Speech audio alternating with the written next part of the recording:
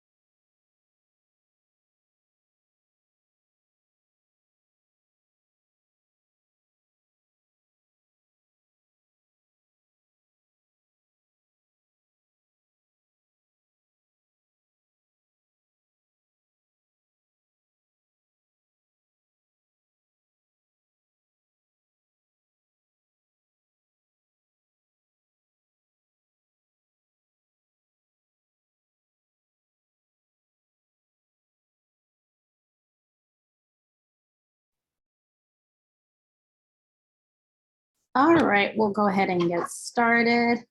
All right, good evening, everyone. I'm your moderator for tonight. If I can have all the panelists maybe turn your camera on, that would be lovely.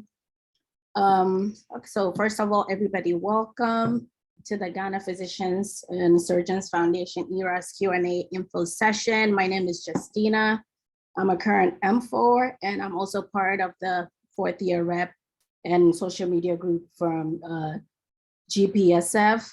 So we're just having this event just to, for anyone that has questions about the Q&A about ERAS, and also just to familiarize ourselves with some of our interns who have given us their time to do this for us. We know they're very busy, so we are very appreciative of you guys' time to do this. So before we get started, I want all our panelists, if you can just introduce yourself, give us your name, where you currently are for residency and your specialty, and we'll move on from there. So any one of you can start and then anyone can follow after that. I can start. Hey everyone, my name is Michelle Obrokwa. I am at UT Houston for anesthesiology, and I went to the New York Medical College. Hi everyone, my name is Elaine Fletcher. I went to SUNY Downstate in Brooklyn for medical school, and I'm at Mass General in Boston for an internal medicine residency.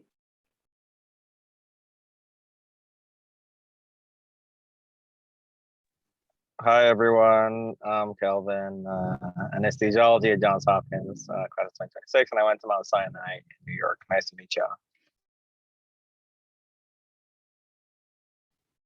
Hi everyone, my name is Abna. I went to William Carey University College of Osteopathic Medicine in Hattiesburg, Mississippi for med school, and I'm currently at Nationwide Children's Hospital for my peds residency. Yeah, hello everyone. My name is Kojo. Went to Georgetown for medical school and at Vanderbilt for neurosurgery. Hi, everyone. Can you hear me? I have something wrong with my audio. Okay. My name is Jessica Bedele. I went to Philadelphia College of Osteopathic Medicine in Philadelphia, and I am currently at Goria Children's Hospital for my pediatrics residency, and I'm a first year. All right, thank you all so much. I think that was everyone. Thank you all so much for giving us your time and just, trying to help us through this trying time. So this is gonna be, I just want us to have a talk, a discussion, and I'm gonna put the question out there. So whoever wants to jump in, we can have a discussion about that. And then if there's no more, then we'll move on to the next question. And we'll also have time at the end for anyone who didn't have their questions answered, just so they can also be participating in this discussion. So our first question is basically, once someone get their ERAS token, what do you guys think? Should they just start entering their information, or what is the timeline? Would you tell someone to go ahead and start getting your stuff together and filling out their application?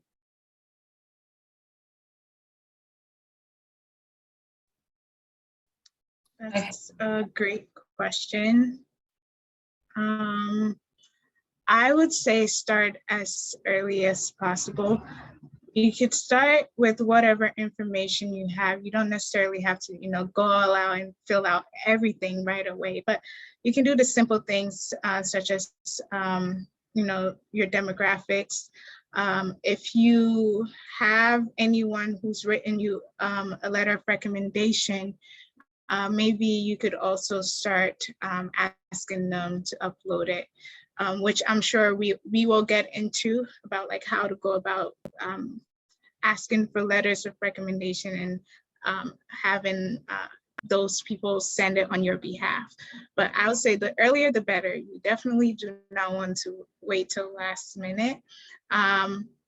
You also want to start like on the outside of the ERAS screen.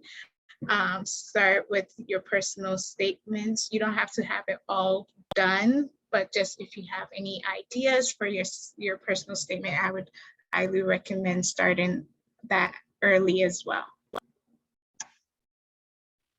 Yeah, I think what will save you a lot of time is filling out the CV kind of like section, your CV, and then your activities that you've done.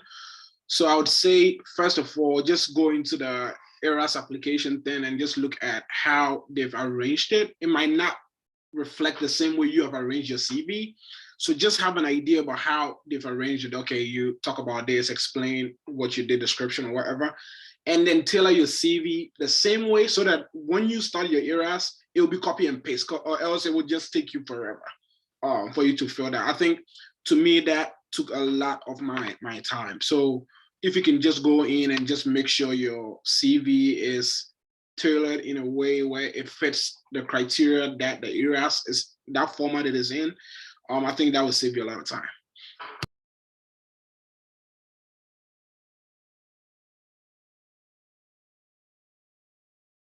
All right, thank you for that. And picking back on that, Dr. Fletcher, would you mind just telling us more about how to enter that information, how it would look on our CV into the ERAS? Do we do a bullet point? Do we do it, explain, like Kojo said, we can explain, but should we like make everything like paragraphy or just bullet points, or is it different section? You format it in a different way? Great question. So first of all, I'm Elaine. Please don't call me Dr. Fletcher. I love it, but not from you guys. Secondly, so just remember the people who are reading your CV are other busy doctors who have better things to do. They don't want to be reading paragraphs and paragraphs. Please, short and sweet to the point. So if you were on a leadership committee, my bullets look like,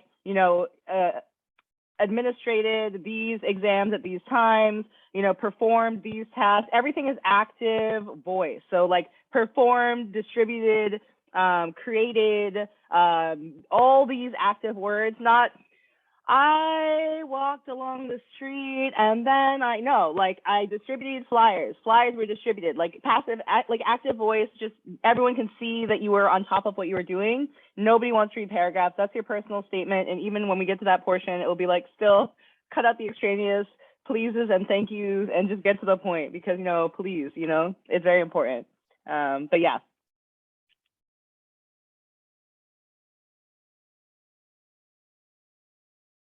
Anyone else want to add on to that?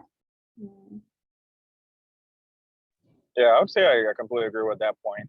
It's trying to be concise, and there's kind of an art to that. Sometimes we're tempted to be very like verbose and describing things, but I just to echo what Elaine said, really just try to be concise and as descriptive as possible because they will sometimes pick points off of it to talk to you. Just I have nothing else to add to that, but try to be very condensed.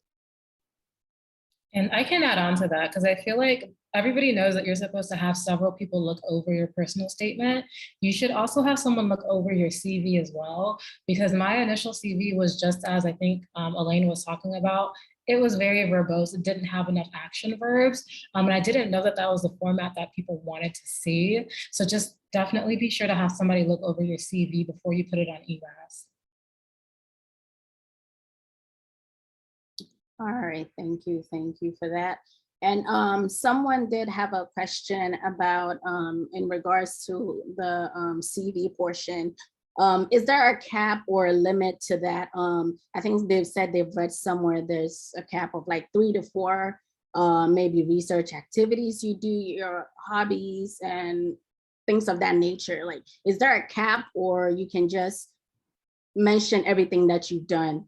You can, there isn't a cap, but I would say like you have to be like pragmatic about it. If you're somebody who's done like 5 million things, try to hone it down to the things that are most important to you because PDs can see through that. Like if you've done 1 million things throughout medical school that weren't long or in terms of like longevity, it just didn't last, they may not want to read through all of that. So just include the important things. And I think really quickly, sorry, to speak to that point, when you're putting things on your CV, it should tell a story. So I think you'll hear this a lot of the time, like my story is that I'm really interested in research, translational medicine, and social justice initiatives. So I did not put that like one thing I did that one time on my resume if it didn't fit nicely into my story. Like you don't need to know that I went and pet some dogs in a park and it was like, no, that's not necessary. It's not relevant.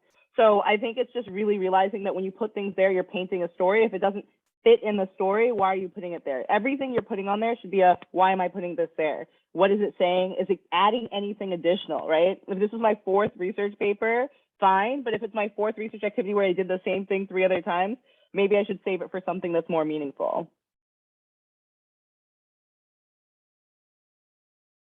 All right, thank you. And everyone, you can also utilize the chat box. You can start asking any questions you may have at the end. Like I said, we'll open it up for everyone to also ask the questions that didn't get answered. All right, so moving on, we want to talk more about, I guess, work experiences, because some people, everybody had a different path in medical school. Some people went to school and they're the non-traditionals, as they call it. They didn't go into medical school right away. Some took time off, worked, and did other things, maybe not medical school related. How can one kind of work on that to relate to including that in their application? Let's say was something way off on that medical related. Can we still add it and I guess draw the story to our application? How did anyone have an experience with that? Yeah, so I ended up doing that. So I took 2 gap years, but for one of them I worked. And then also the summer between 1st and 2nd year, I worked as like a daycare teacher. And so I put that in there because I was going into peds, so kind of added that as an additional reason as to, you know, why I wanted to do peds. But I listed that I was a pharmacy tech. I listed I was a scribe, kind of laid out. So you can do that because it pretty much shows like what you did during the gaps between like undergrad and med school or whilst in med school. If it's going to help your application, I would definitely say put it in there. Yeah, I like right after undergrad, I took 2 years off to do research, but also was managing my nonprofit. And I can tell you for a fact that 98% of all my interviews was about a nonprofit. It wasn't even about them asking me any clinical kind of like case scenario or anything. It was more about talking about your nonprofit. What kind of like leadership stuff did you learn from that, and working with people, conflict, how do you resolve conflict and stuff like that. So I think if you have some kind of like very meaningful, I would say meaningful experience that you had within those gap years, it would be good to just add that. Anything that shows some sort of leadership, you work in a team, you know how to interact with people, kind of like stuff that, you know, really lights up those kind of themes. I think you include that because you're going to be asked about it. And then that is your time to, I guess, quote unquote, shine, to be able to express, you know, how you were very passionate about that. So based off of my experience, I mean, that's what I did.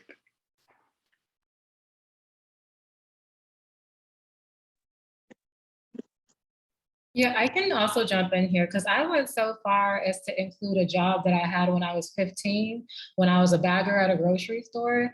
And I included stuff like that because I felt like it made me look more human. Like my whole life is not medicine. Like I can interact with people outside of a hospital. And like people mentioned that whenever I was on my interview. So if you think it's a part of who you are, if it's a work experience, especially include it. Like as long as it's not fluff, I think it's fine to include. Yeah, I totally agree. I did not take gap years, but I did work during my first year of medical school, and I was able to include that on my CV. So if you had multiple jobs, I would say pick the most meaningful ones, and the ones that you could talk about during interviews, because I'm sure it, like Kojo was saying, it will come up during interviews and they'll ask you specific questions about all your experiences, not just your jobs, your extracurricular, your, you know, volunteer, community service, all of those things. They will ask you questions about it. So whatever you put on your ERAS application, make sure you're able to talk about it. And I think speaking to what Jessica said just really quickly is that when you put it on your CV, you also need to recognize you're applying for a position, which is a medical, like you're trying to become a resident. So being able to answer the question, how does this relate to why I think I'm a better doctor as a result of this thing, is important. So she may say, Michelle might say, working as a grocery store bagger, I interacted with people on a day-to-day. They were coming in to get food. Some people were really struggling to even make ends meet. So I really witnessed that, and it made me like, I know I might be going too far. She's like, I didn't actually feel this way. But being able to speak to that, like, that is going to be incredible. And so don't put it on there if you can't say, like, did this make me a better person or a better doctor? And how is this going to help me serve my patients? And it can be like very, like, I'm not saying it has to be a fine line, like, oh, I worked as a research assistant and thus I'm good at research. I'm talking like I worked as a valet and I used to park people's cars, and people used to come with all sorts of different, you know, reasons they were appearing at the hotel. And so interacting with someone you've just met is something that I'm used to in the hospital setting as well. So when I meet a new patient, I know how to go from not knowing them at all to give me your $50,000 car to go park it because I promise I'm safe, right? Like, what do I have to do to entrust you with this kind of thing? So I'm not saying the line has to be like very, very obvious, but be able to answer that for someone in a believable way.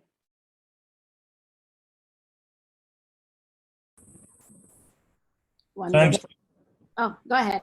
Nice, you guys a question. So basically just put it. Hey, Jack, can you wait till we get to the end and then everybody Oh, can ask okay. questions? All right. Yeah, thank you. Okay. Picking back off of what everyone has said, do you guys think they during your, I guess, interviewing season, were you guys asked more based upon your academics or just the things that you guys entered in your ERAS, like your activities? Because it seems like many of you had to share more of those experiences. So for someone that may not have much, how would you advise them or go on about that? is the time too limited to kind of find some of these experiences if someone doesn't have that many that they can share on their application? Which experiences are you talking about? Like their work experience, research experience, hobbies, anything that, just in general.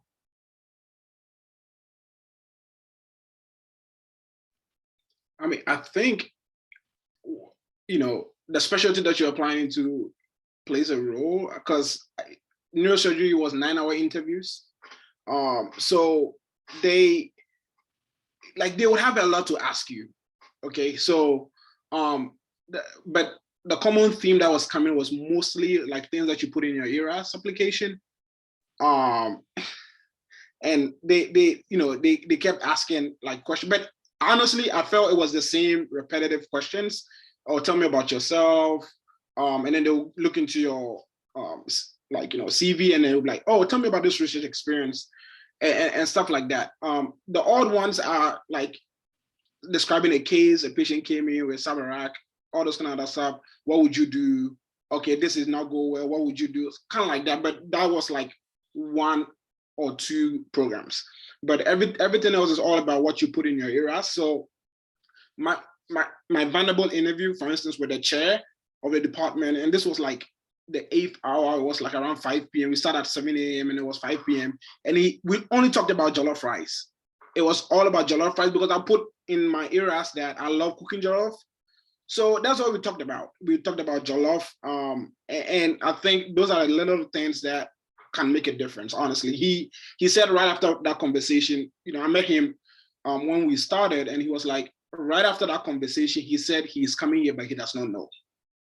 So again, those are the little things. It wasn't about my research experience. It wasn't about something that I had done, but just talking about jollof and saying that Ghana jollof was better than Nigerian jollof. That was it. He made him laugh, but that was it. So, pay attention to your hobbies and all those kind of things that you put in your application, because those things will come up.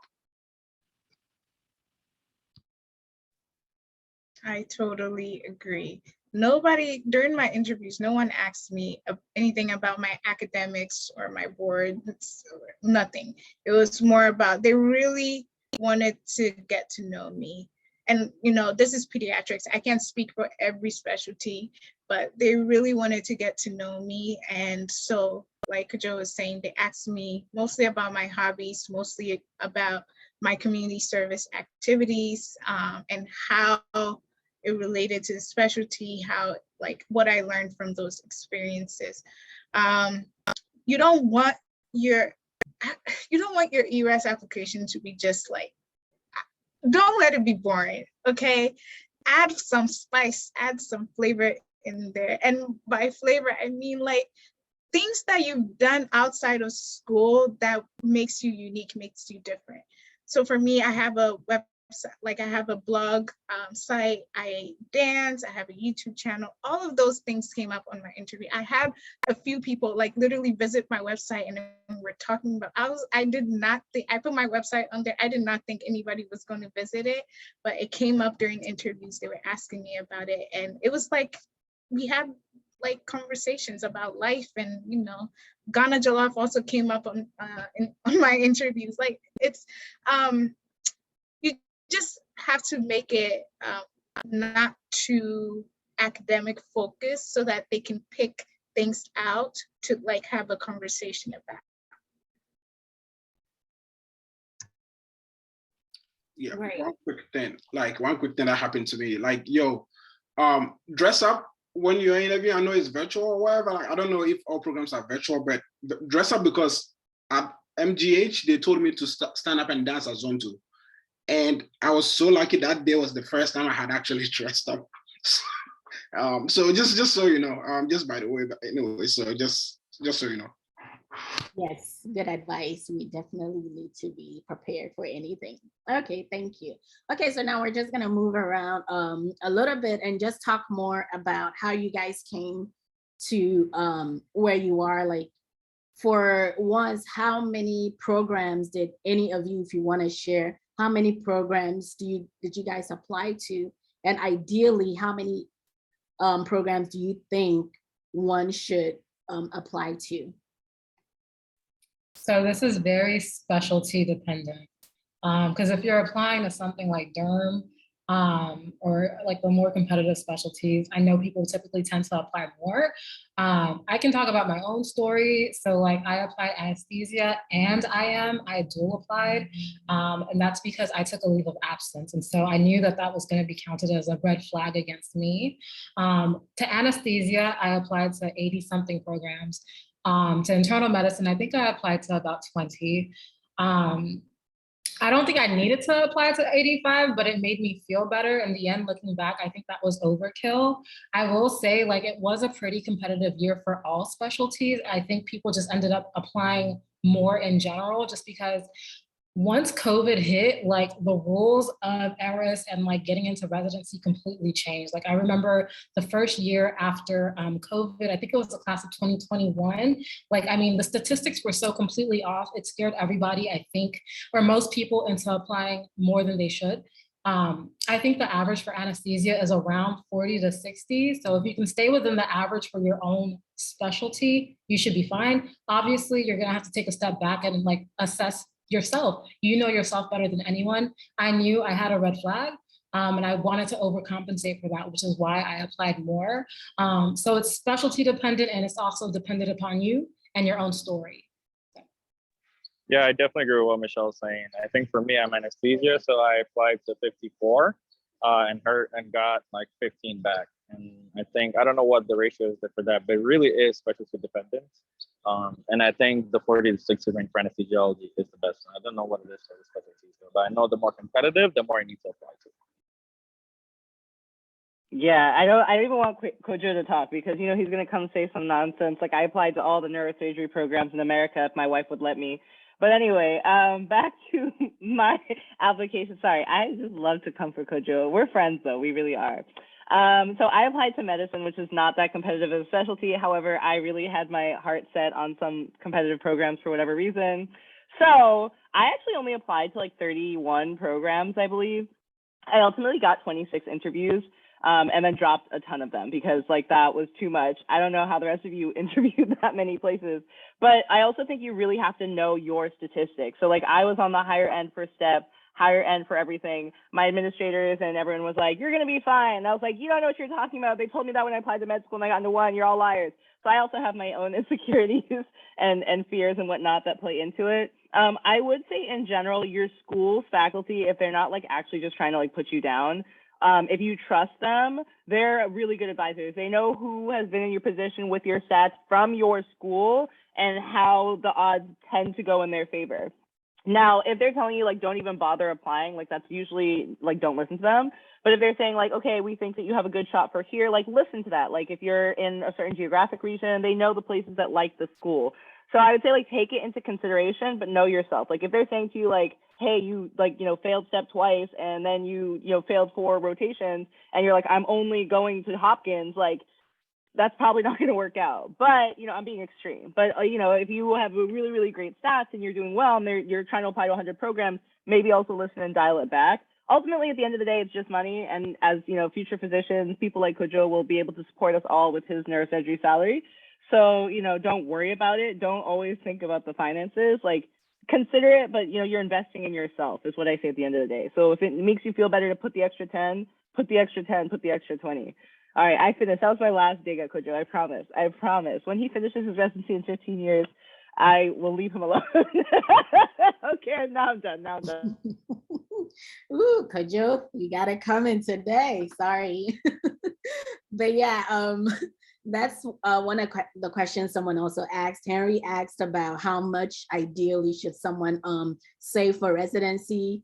And also I'm glad Michelle mentioned about Reddit, because yeah, when you go on Reddit and you read stuff, you really do get discouraged. So everybody listen to that advice. All right, so moving on. Did you guys use any of the programs that are out there like Frida, Residency Explorer, Match a Resident, Doximity, Texas Star, in order to find any of your programs? Has anyone had an experience with that? And what do you guys think about those programs? I didn't have to use that because I apply everywhere.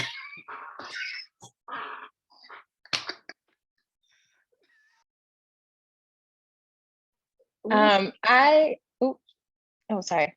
So I ended up using Residency Explorer basically because you can like put in your board scores, or if it's either STEP or, what's the other one? Comlex, I should know that. But if you put those in, and then you can also put in like your extracurricular activities, and then also do it by region. So I use that, like I put in my scores, and then I put in the regions I was looking at as well. And just to see like, where people that have matched previously, like where do I line up with them? And so with that, I use that to kind of like tailor the programs I wanted to apply to, how many. So I think I used that one. I also use, is it Texas Star? I think I used that one, but definitely, I think I used that one after like right before I made my final list. But the first list that I ever made, I used Residency Explorer. So definitely use that. And how was that experience for you? Did you think it was beneficial, or do you think you could have done without them? I think for me personally, it helped because so I'm DO, and so there's still some bias about like, programs that you can apply to, not apply to. So basically what I did is that even from looking at those programs that I say I wanted to go to, I would then go in further and look at like, the percentage of deals that they have. And it would give me an idea like, okay, should I even bother applying there, like wasting my money if they're not even going to interview me or look at my application. So for me personally, I feel like it was worth it because it helped me save money and time, honestly, from applying to some of these places out.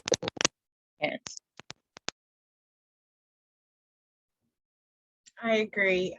I used Residency Explorer and Frida, but I liked Residency Explorer more just because of what Abner was saying. You could kind of put in your statistics, and it recommends or suggests programs you should apply to. What I would say, however, is that even though like sometimes it would say they have these little circles which shows you if you're most likely going to get an interview or less likely. And even for like, what actually surprised me is I still applied to the more competitive ones, the ones that said 25% chance, and I still got interviews for those. So even though like they might say, oh, there's like a 25% chance of you getting an interview or lower, or 0%, I think there's a 0% chance. Apply anyway. You never know especially if you really like the program, just apply anyway and then shine during the interview. So you never know. You might get what you think you probably, based on statistics, you probably didn't think you would get. And yeah. I used, sorry, Kajo, when I was on Residency Explorer, I also had my own Excel spreadsheet. So I would take I did like a whole thing with like the name of the program, location, what kind of program it was, whether it was academic versus community, and then like their stats. So what they were looking for STEP or Comlex scores, and just other things that interest me on my Excel sheet. So that was a way to kind of go back and forth in making my spreadsheet. Yeah, I was just gonna say thank you, Jessica, for like highlighting that. Like when you look at the stats, don't pay attention to the stats. Like if a specific program interests you, you should definitely apply. I did not use Frida because an ex of mine was called Frida, so she was not good. So for me, I did not even try to use that. But anyways, I think if you think a program, like you really, really love a program, you should apply. Because again, if I had listened to a lot of people, I wouldn't have applied to a lot of programs. And those are the programs that I actually got interviews from. So just shoot your shot. Like at the end of the day, numbers say something, but also networking is key. So just try to, do the things that would make you successful. Don't worry so much about numbers. I know a lot of people always worry about numbers, how many publications do I have and stuff like that. But if you think a program really, really fits your things that you think would develop you to be, a very good physician, I think apply, reach out to people over there and just, see how it goes. And I think along those lines, like the whole networking aspect of this application process is something that people don't talk about. So for example, like if I worked at Brigham and I knew I wanted to go to MGH, my mentor may know somebody who works at MGH. So kind of making it very clear once you make your decision, well, this is kind of later in the interview season, but, or even as you're trying to get an interview, if you're in New York and you're at one program and they all talk to each other, like people know each other. Medicine is small and keeps getting smaller as you get older. So just, and not older, like age-wise, but like get progressively higher up in the system. So like, if you are in Texas and you want to go to the Texas program, talk to your mentors. You say like, oh, because their spouse may have trained at that program, or, they have a best friend over at that program. And those like, oh, I have a person coming your way, you should look into them. Those little notes, I'm telling you, those matter so, so much. So don't do anything that would make anybody angry because it will blow up in your face. But also on the other hand, use it to your advantage. If you're sociable, you're Ghanaian, like everybody loves us, let's be real, use that to your advantage, like start networking and it will only serve you. And if you're kind of asking, how do I do that? Places like the anesthesia, the medicine, all these conferences are like, they're just social fests. Like the Neurosurgery Association, Urology Association, all of these are social fests. Go to a poster session and then go mingle. So yeah. Oh yeah, that was the perfect segue to our last question, and that was the networking aspect and also Med Twitter. Everybody has heard of Med Twitter here, Med Twitter that, and any other social media networks. Did you guys see those as beneficial, especially Med Twitter? There's a whole, like community over there. So did any one of you use it? Did any of the programs maybe reach out to you with the things that you guys were talking about on there? And how was it beneficial to you, if anyone can talk about it? Listen, I got 5 interviews because of Twitter. I'm not even gonna lie. I was at the CNS conference, which is the Congress of Neurological Surgeons conference in October. And October is, so with neurosurgery, they decided to release interviews on every Friday in the month of October. So after October, you are done, basically. But so in October, every Friday, they release interviews. And then the conference was also early October. So when I went over there, I was walking around and then one PD saw me, he was like, hey, are you Kojo? And I was like, yeah, I'm Kojo. He was like, oh, I know you from Twitter. Guess what? Friday, I got an interview from that program. Like, this is no joke. And then some of the PDs that I reached out to on Twitter, not email, on Twitter, also invited me for an interview. So again, I think it played a huge role because people, I posted relevant stuff that is related to my research and stuff that I did. So it really, really helped. About 5 interviews that I can remember, 3 came out of the conference that I went, just talking to people over there because they knew me from Twitter. And then 2 came from messaging people directly on Twitter. So. I have a Med Twitter. I use it very, very cautiously. So like Kojo said, like I posted when I did my first author publication, I post very, very sparing, nothing that can possibly be taken out of context whatsoever. Like there is nothing you can take out of like, here's my first author publication, thanks to my mentors.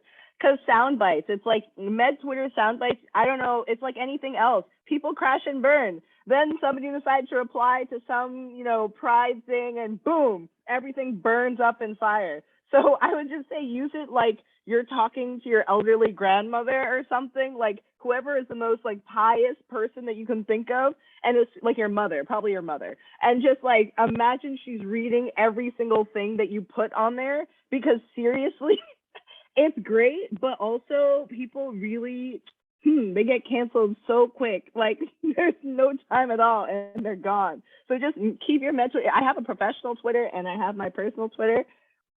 Keep the professional one professional. It's your LinkedIn. It's your networking and socializing, whatever. No personal thoughts, no books you read, like nothing. Just facts.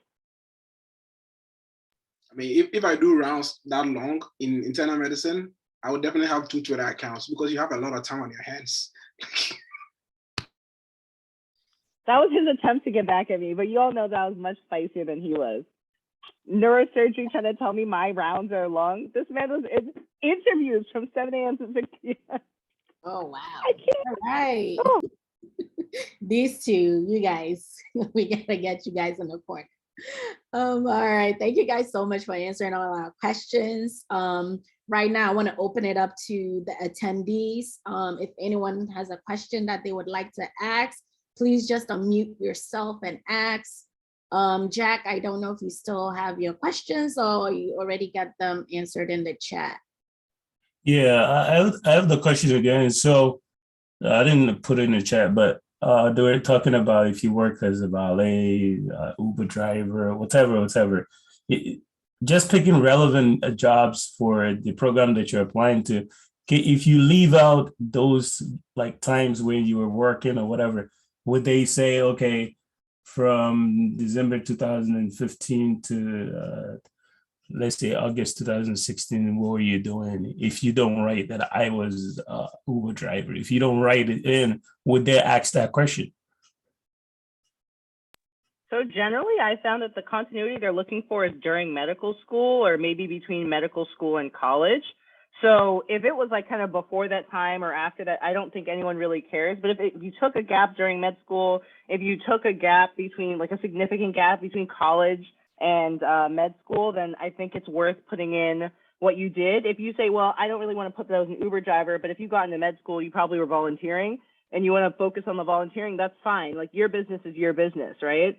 But if you have like a large gap in those two windows, then I think you have to find something to put in there, whether it's necessarily, because it's not like AMCAS where you had to put like the hours of everything. I don't remember that. Did I? We didn't have to do hours, right? So yeah, you don't, I don't think it's necessarily to do hours. So you can just be like, I volunteered during that time and that's fine. Because you don't really want to get into the business of whatever. You don't do hours, but I think you do dates, like 20, I believe you do dates, but not hours. Yeah, I think at the end of getting to the end, I would just share my ERAS still so that you guys have a perspective, like how it looks really like when you fill everything out. Yeah, Dr. Sapon, thank you. I'm definitely putting Jollof rice to divert the conversation. Please, like the Dr. Ten, like please, I've been introducing myself as Kojo to patients, so please let's stick to that. Oh, none of that. I'm Dr. Fletcher at work, but at home, I'm just Dr. Sis to my family. But for you guys, first name basis. I agree.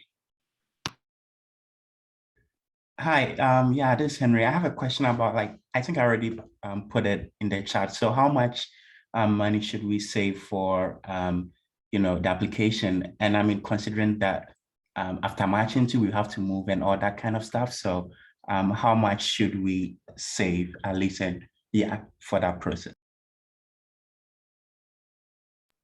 That's really you dependent. The more applications you do, the more money you will cost. I will say at a minimum, you're gonna be $2,000 to $3,000. That's assuming you're not even moving and it's costing you nothing.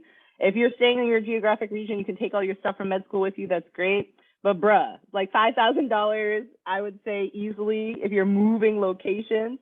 But the actual applications are not terrible. It's like NRMP is like $80. And then it's like the actual base price is like $40 plus like $19 per application or something. And then like the more applications after the first 20, it's like $30 per application. So you can kind of do this like incremental math. It's going to be a couple grand for the applications themselves. Luckily, no more flying anywhere. Yay. Virtual interviews. Thank you for our pockets. But all that just, yeah, you're going to need more money to move.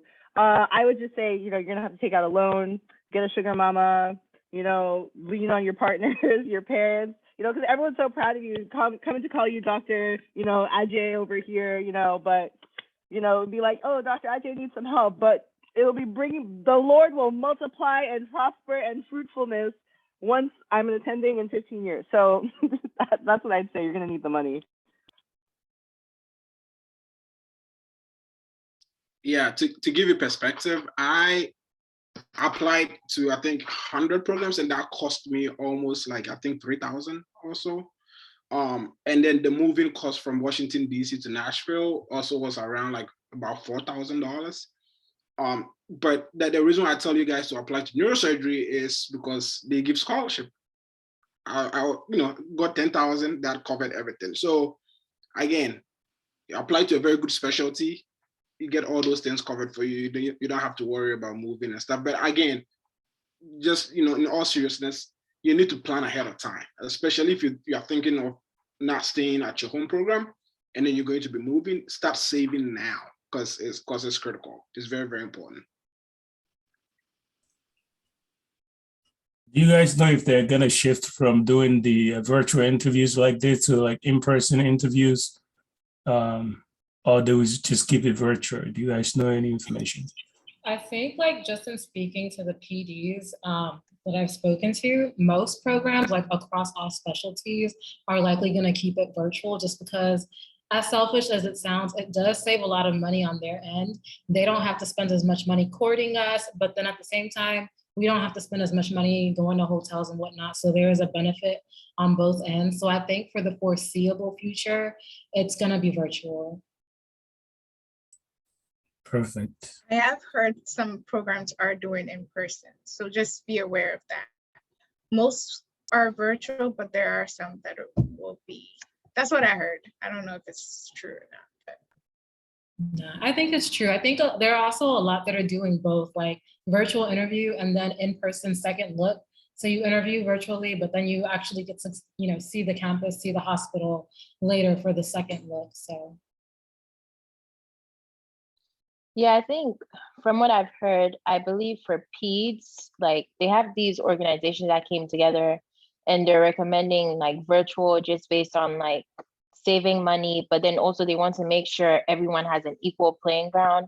So like, not everyone has money to spend on like how many plane tickets to be able to go on these number of interviews. So, I mean, I think it's a good idea. I saved money. I was happy with it. So. That being said, if it gets down to after interviews and you don't have like an opportunity for a real second look, and you're trying to move out of the city you already know or have lived in, I would definitely spend the money and go visit that city. Like, you don't want to be caught off guard. All the pictures online look beautiful and you're showing up in the middle of nowhere like, damn, I thought this was near Philly, but this is upstate Pennsylvania. Like, spend the money before you make your final rank list, maybe just top 2 or 3. If you don't know the city, if you've already been to Dallas, if you've already been to wherever city, that's fine. But make sure you've at least visited the city you think your program is in before you go press match and on their submit.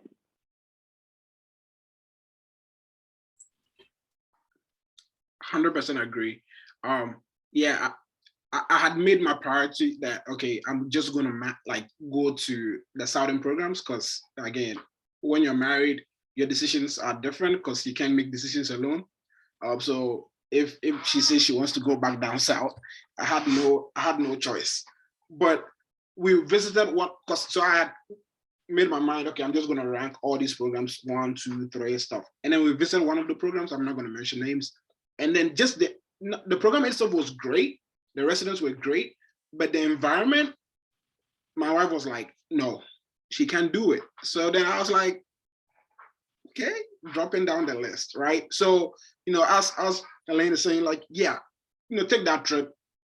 Don't just go visit the hospital or just enter the hospital. Just look at the surrounding, where you're going to live. Do you think you would survive, living there, for whatever years that you're going to spend in residency? So those things matter and play an important role. You might overlook it. So just pay attention to those things. And on that same note, it might be a little late in the game for this, but away rotations also help for that. I did an away rotation at a hospital or university system that I thought I could see myself in, and realized like 2 weeks into it that I just could not. And there wasn't enough diversity. I didn't see enough people who looked like me. I just could not do it. So I'm really happy that I did it. So if you guys have the opportunity to do aways, definitely utilize those. That's exactly what I was going to say, Michelle. Another way to save money is by doing some away rotations. Actually give out scholarships for underrepresented individuals in medicine. So finding those and then going to other states to do an away rotation for free, or like they pay you. That's like, if you can do those two, you would it's a win-win situation. So find those as well. So let's say it's before match in match, and then this is like February like 13, and then you get a call from a PD about family medicine pre-match, and you apply to internal medicine, and the match is not here yet. So what do you do at that point? Do you accept the offer or just wait until match to see where you matched into?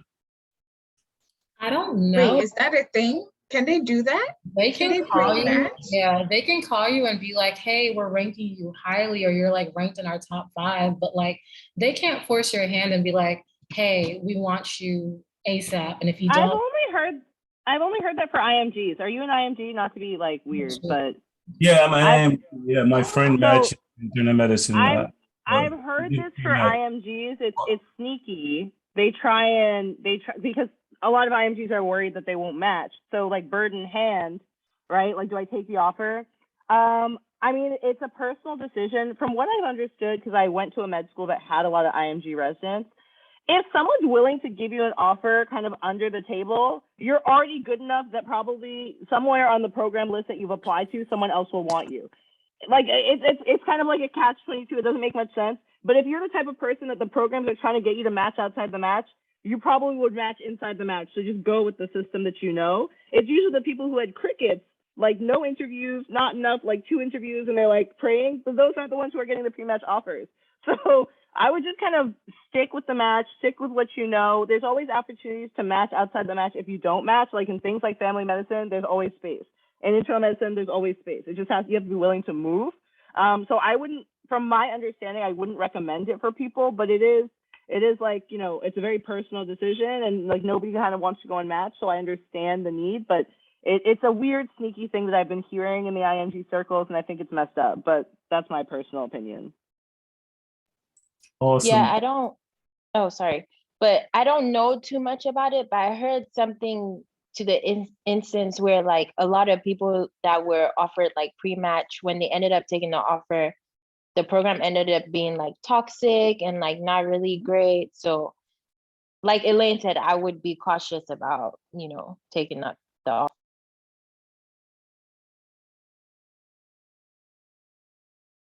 Thank you. Wonderful, wonderful. Jack, thank you for all the questions. Anyone else still have any more questions? All right, if I not, had a question. oh, go ahead. Can y'all elaborate more on volunteering and how that works with like how, because I've heard that it's not important. I've also heard that it is, and it doesn't count for hours, and some people say it does. So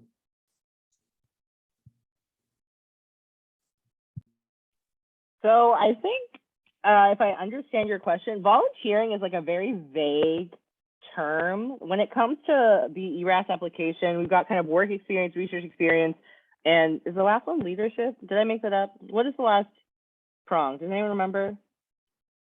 I don't know. It's got a weird thing. So definitionally, oh, Evan, you remember? Yeah, I think it's leadership. It's leadership. Okay, so if you think volunteering in the classical sense, like I went and like gave people vaccines for fun, I put that under leadership. I started a vaccine hesitancy, contra, intra vaccine, whatever, right? And gave vaccines in the community that did, you know what I mean? Like I turn it into something that fits more neatly into one of the categories, as opposed to like, I stood by the side scared until somebody came up to me and I gave one vaccine. Like, that's not what they need to know. They don't need to know that. You were very active. Nobody was there. And hopefully, like, don't lie. I mean, we just, you know, we remember things differently than they happen sometimes. So that's what I'd say. I'd say, like, definitely, like, volunteering in the classic sense, or already in med school, that is volunteering. Like, we're not being paid for our time. So turn it into something that is fruitful. Like, what did you do? How did it help? How does it add to your story? If that makes sense. yes, thank you. Definitely. Yeah. It's all about how you phrase it. Like, it shouldn't just be, I did this. It has to be like, I did this to complete this. Like, what was the outcome of that? And basically, not what you learned from it, but like, it should kind of show how, it should kind of show something powerful like, it shouldn't just be like you just state something and then that's it. I don't know if that makes sense, but like we said earlier, use action words, use words that show confidence and boldness and like your passion for that thing that you did. If you weren't passionate about it, and if you know for sure, like if it comes up on interview day and you can't really express that experience with passion, then I would probably caution you to, withhold putting that on the application, because you may have done so many things, but choose the ones that you're more passionate about. Passion does not mean tears. I agree. Yeah, it shouldn't be fake. Definitely genuine passion. Yeah, and I didn't have like any research experience like from undergrad, med school. So for me, having like, those volunteer experiences, leadership experiences were like a good part of my application. And most of the volunteer stuff I did was through like organizations I was part of. So I put that under like my involvement with the organization, or like my leadership portion of it, or like just the meaningful things that I liked or like enjoyed and got from those activities. So I would definitely say like it's important, like based on who you are. For me, it was important because I didn't have research. So I had that additional thing included.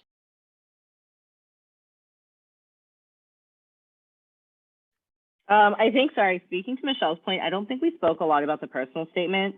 And I think that's also a really good place for what she said. The personal statement is a place where you are not just going over your resume. You're kind of going in a different direction that says, give me your passion, give me your why, right? You've done all these things that, again, create that story for me. But also, like she said, you do not need to delve into your traumas. Like, don't be the kind of person who wrote your personal statement about, you're that auntie that was very important to you, that knowing when someone comes to ask you about your auntie, you're going to burst into tears. Like, don't do that, because it's like you're not stable yet. And I'm not saying that auntie didn't mean a lot to you, but please, like, keep it professional, right? Like, I don't know, we all grew up with Ghanaian parents, right? So like, no tears here. Like, leave it at home, crocodile tears. I don't want to hear your nonsense, like, leave that in the interview chair. The interview chair wants to like feel your passion, but not make them uncomfortable, right? So keep it, like, there's a fine line between like, oh my God, I love her passion, I love her enthusiasm, and oh my God, is she stable? Does she need an appointment? Like, so keep it in the middle somewhere where they're excited but not scared.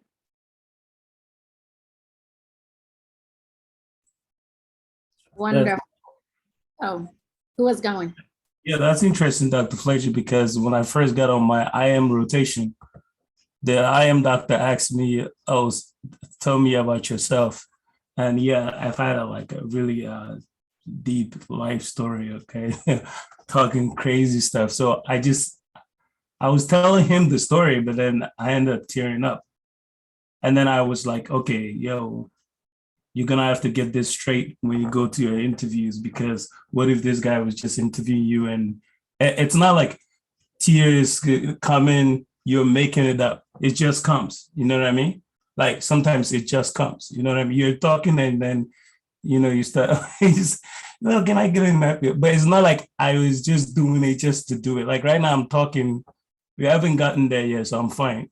But then if you go deeper, I start telling you like how you made it here, like not having any mom or dad, and then you keep going, then you might start crying. So sometimes it's natural. It's not like you're forcing it to make it happen, but sometimes it just comes out. And it's not about forcing it to make it come up. I would argue that you need to keep speaking about your experiences. If you are going to be using them for your interviews, you need to start talking to other people. You need to talk about it with your friends. You need to talk with other people so you get to the point where you can talk about it without becoming viscerally emotional, right? Because if you are at the point where it's still so raw and so fresh that you cannot speak about it without tearing up, despite, and you had a difficult life story. I think Kojo also, he's the one, you had like the whole, like, working as, is that you? Am I making this up? Like working as a caregiver sometimes? Could you tell us? No, but the point is, he got to the point where, okay, whereas this was not actually me coming for Kojo this time, but he got to the point where he's written whole articles, right? Like you can Google Kojo and it's like from, cleaning house staff to like all the way to neurosurgery at Vanderbilt, right? And he's laughing and not crying right now. So my point is, you need to get to the point where you're comfortable speaking about it, and he probably would be the best person to talk to if he has time to discuss how to go about that. But it is a fine line, and it's learning to be comfortable, learning to lean into it, learning to talk about the strengths out of it as opposed to dwelling on the difficulties. But yeah, I wasn't trying to say it's like a natural experience. Like I didn't say like passion, like don't cry like tears because I don't want you to be passionate. It's about like controlling your emotions. All right. If you cry on neurosurgery interviews, you're done. Neurosurgery, we have heard you. Thank you. But no, thank you guys so much. This is just great, just hearing everyone. Our panelists, if you don't mind, if you want to share like your social media handles, your email with anyone, I'm sure a lot of us still would like to talk to you guys after this. Thank you all so much. Like we really appreciate you guys taking out your time. We know how busy you are. And I just want you guys to give us a last word as we go into this application season. Any encouraging words that you guys can give us, we would appreciate it. Just a few words for us. It's gonna be okay. Like everything is literally gonna be okay. You might not feel it right now. You might be comparing yourself to classmates. You might have advisors even telling you not to apply to the specialty that you want to be in, like I did, but it's gonna be okay. You'll be fine.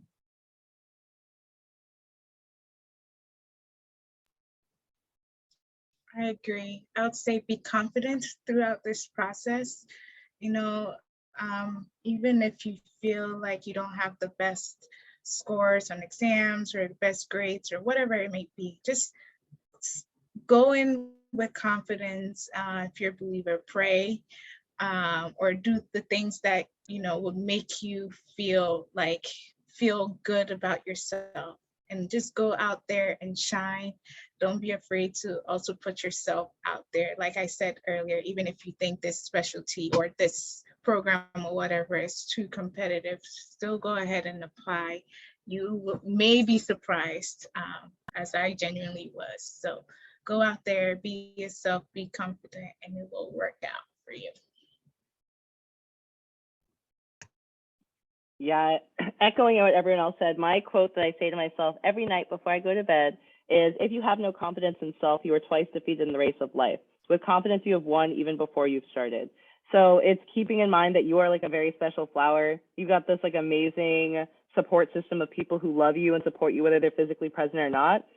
You are about to finish medical school. You are crossing the finish line, and these residency programs are dying to have you. They want you. Like, this is not like applying to med school. It's like the opposite. It's like they cannot run a hospital without their residents. So if you keep that in the back of your mind, you're just trying to find a fit. And so I don't think you should ever try and change who you are or mold yourself to fit in a certain program, because you're just going to be miserable for the years that you're going to be there. Be your authentic self, so that when you get into this program and they took your whole crazy, loud, laughing too much self, you're like, well, I showed you on the interview day and you still wanted to take me. So it's on you. You just be who you are. Don't try and mold yourself to be anyone else. I would definitely say like everything works out for a reason. Like a lot of people, I mean, I'm not trying to bash anyone, but a lot of people say, oh, I matched at my number one. I matched, like, you know, not matching at your number one is not the end of the world. It will all work out. There's a reason why you may not have matched there. It might take time for you to realize that, but like everything works out for a reason.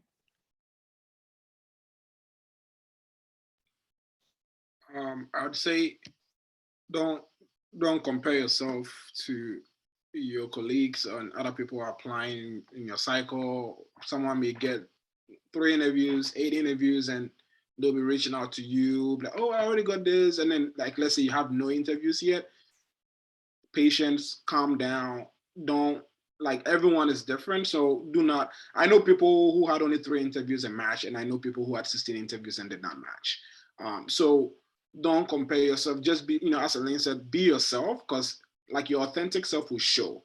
And I would say, so that's the only thing I would say. Don't compare yourself to people. Just go as your own journey, embrace it, you know, and enjoy it. Wonderful, wonderful. Thank you all so much. Right now, I just want to give the mic to our medical student lead, Daniel, to just tell us a little bit about our organization. And if you're not a part of it, you guys should just definitely join us. Good evening, everyone. Again, just thank you to the panelists who took time out of their busy schedules to join us. We know you all are busy and we just really appreciate you and just want to recognize you right now. I also want to recognize Dr. Eno, who was the former president of Ghana Physicians and Surgeons Foundation, who is also on the line. So Dr. Eno, thank you for joining us today. My name is Danielle Mensa and I'm a third year at Drexel. So this is a medical school division of Ghana Physicians and Surgeons Foundation, also known as GPSF. The founding members are Kojo Sarpong, Dr. Kojo Sarpong, who's on the line right now, Elsie, Trisha, and a few others. So I'll let Kojo speak after I'm finished.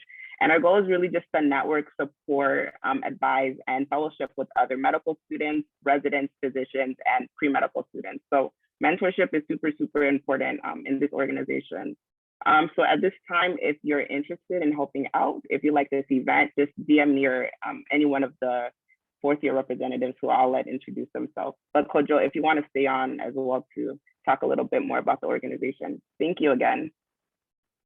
Yeah, I mean, I think Danielle mentioned everything. This is why we decided to do this.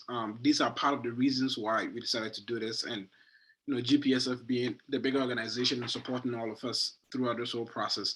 The whole goal is to help you guys be successful in whatever career options that you guys choose to do.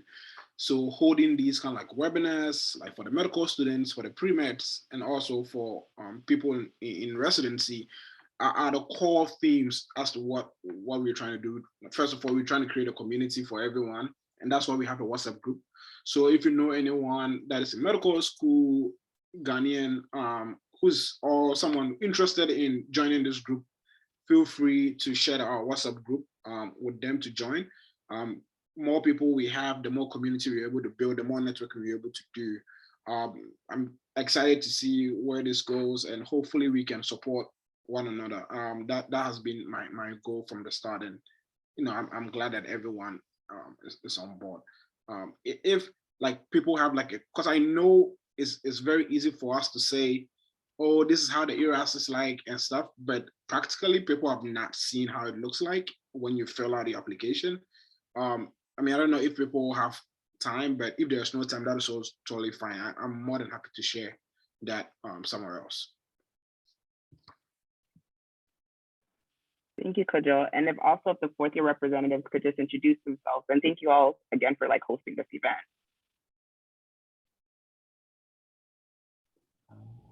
Yeah, hi, I'm Henry. I'm a current fourth year at Tufts and one of their fourth year representatives.